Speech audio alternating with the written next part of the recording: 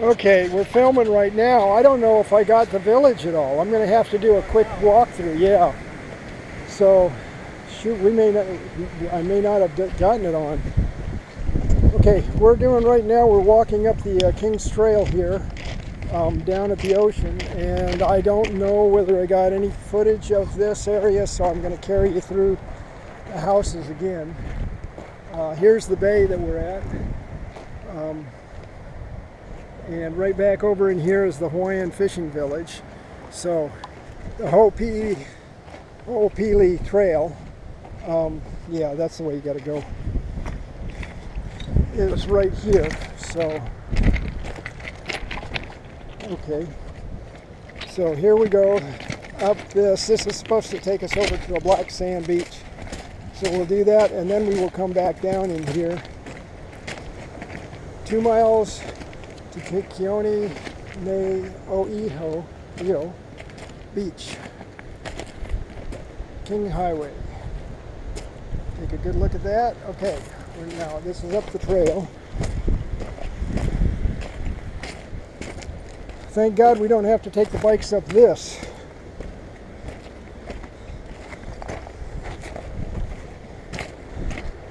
You think you could ride your bike up this? It'd be very difficult to get the Honda up here. Yeah. But I could. I mean, it's almost impossible with the tires I have. But yeah. If I had dirt tires, 606s. Oh yeah, for sure. I don't think I got the power to get up that. Maybe I do. Yeah,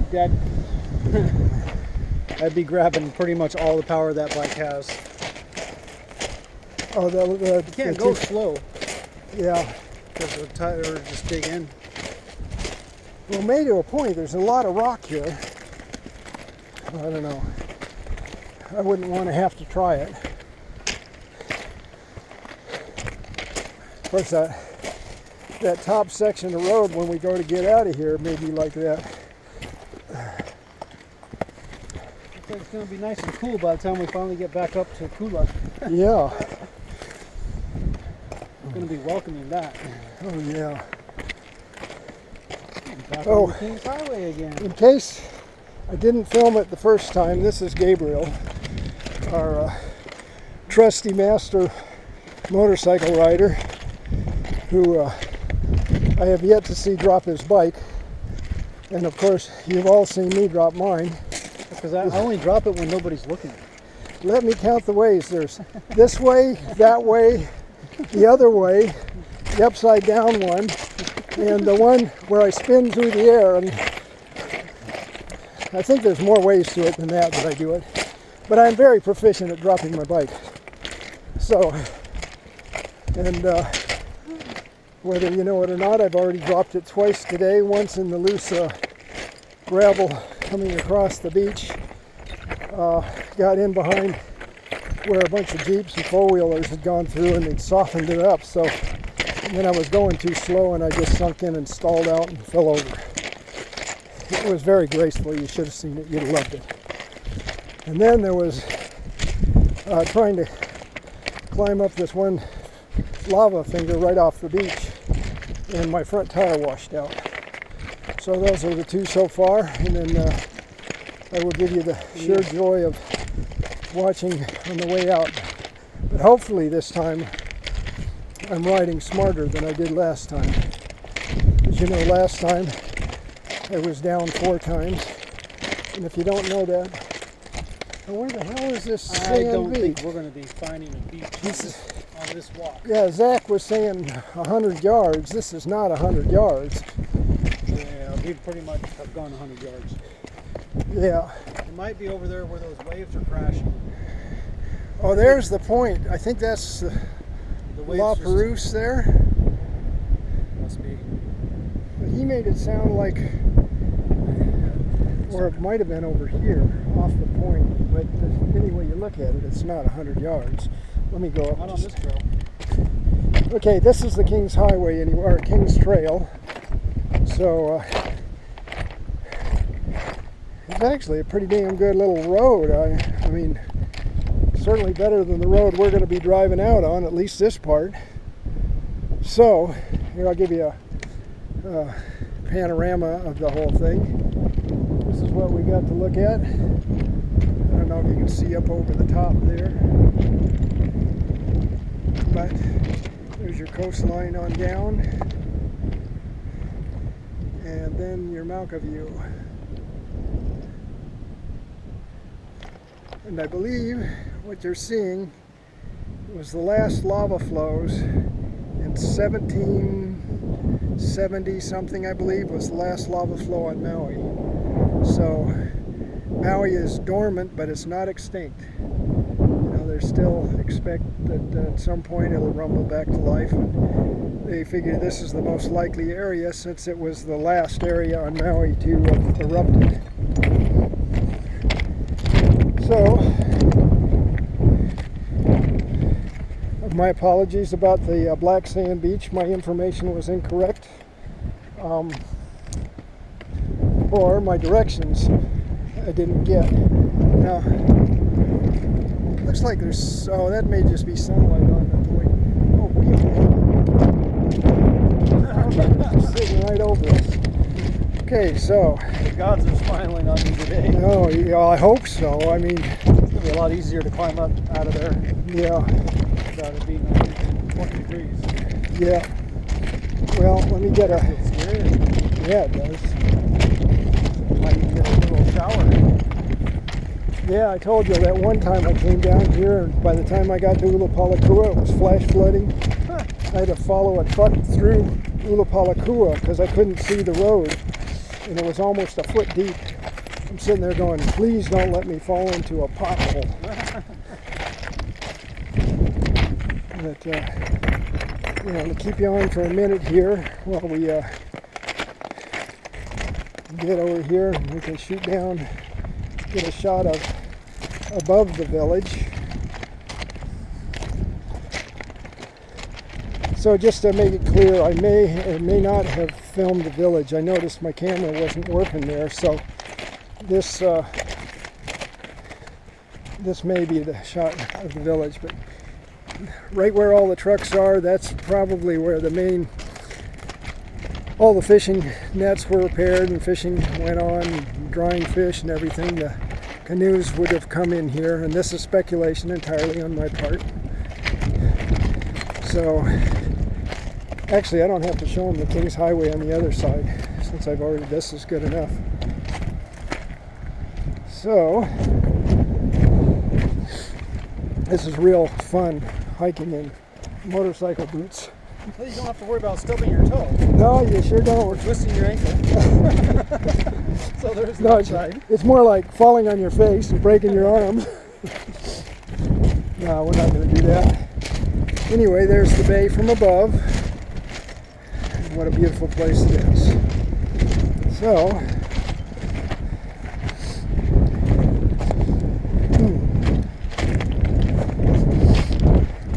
yeah, I certainly wouldn't want to have to carry a king up this damn thing. Tell him to go take a canoe. You want me to what? Where? Are you out of your mind? Go take a canoe. You weigh 3. Well, never mind.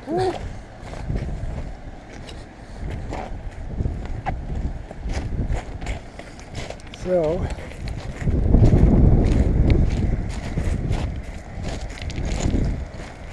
a little hike here. Okay. Yeah, if I wasn't filming the first time, or if I did, I can always delete it, or I just edit out the best parts. Right. And see if I can make a good video out of this.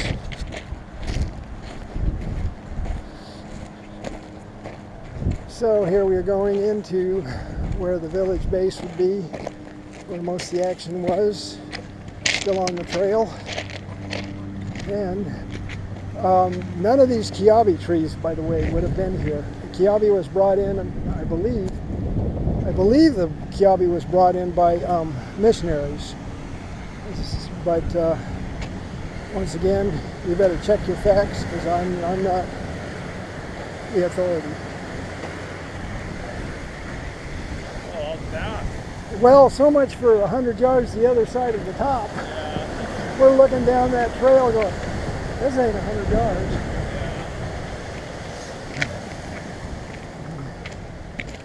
Okay, so once again, now this rock wall here would have been one of the, I think, part of one of the hollies. And then, of course, the trees wouldn't have been here on both sides. The front would have been here. And then back over here is another very small holly off of this one. So I don't know, what the configuration was or how they did it, but once I'm just here to document it. And then over here, this is one of the better preserved hollies. You can see a lot of rock's been knocked off on this side here, but we'll go inside and take a look through the door. Okay, here you can see the size of the holly. It's about, I would say 8 by 12 feet, and so it's very small space. Okay, and then they had a wall that came off the back here. So each one of these appears to have had some kind of a little courtyard, a fenced in area. Now, once again, that may have been for animals. I don't know, or maybe that was their cooking, their outdoor kitchen. I really, I can speculate all you want, and that's about as worth just about nothing. So, but there are books on Hawaiian hollies. My ex-wife has one that has essentially all the locations of these documented, but they don't really, I don't think they have any pictures. So that's what I'm trying to do, at least before things deteriorate any further. Now see, we're, I think, in the courtyard here. This is a smaller courtyard. Anyway, I'm assuming that's what it is. And then this holly, you can see they did a beautiful job. They got the beach rock in here, so it was all nice and flat and pretty comfortable. And then the walls.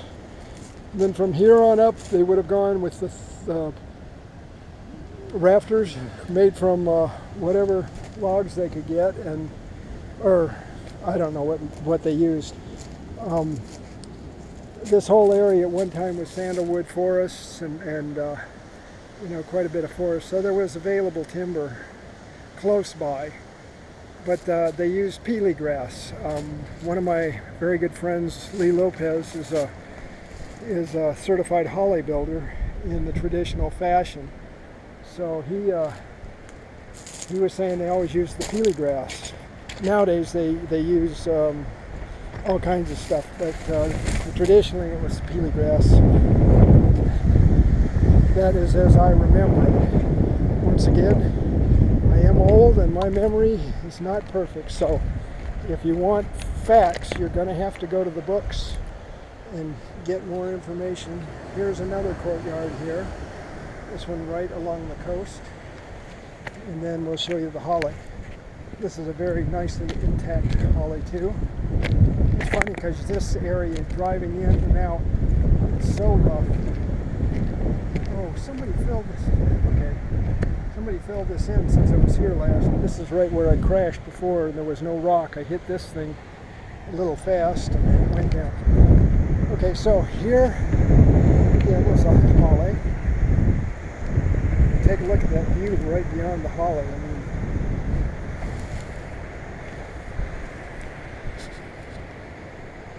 lifestyle may have been a little primitive, but you know what? This was a beautiful place to live. And I suspect that,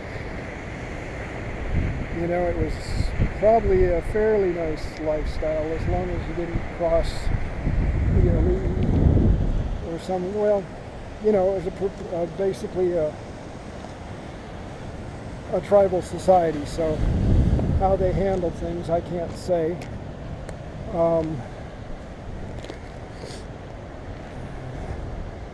And then up here there's some more hollies, and let's see, am I in the right area? No, I think I missed it. Okay, so here's another courtyard type of area or stable or something. And then over here, well, this one's pretty cool. This one's very intact. You can see the door. I'm assuming it was a door because I don't think they had windows. But you're coming in here. Well, maybe this was a big holly because the river rock is spread around in this one, or the beach rock. You can see how beautiful this is. And then this is the what I would assume would be the main holly. I don't know whether this courtyard was covered or it was just kept like that for, you know, for ceremonial purposes or what. But so here you have it. And then all the kiabi that's right there would not have been there, so they would have had a beautiful view from here. Would have had a relatively decent breeze. This is probably the highest of the hollies. And as you can see, we're going to scan around the horizon a little bit. Okay. Well, folks, I'm going to cut you off at this point until we start riding up. My apologies to you for taking this long to get back down here to see this. But hopefully this time this will all come out and it'll be worth the effort. So I'll talk to you in a little bit.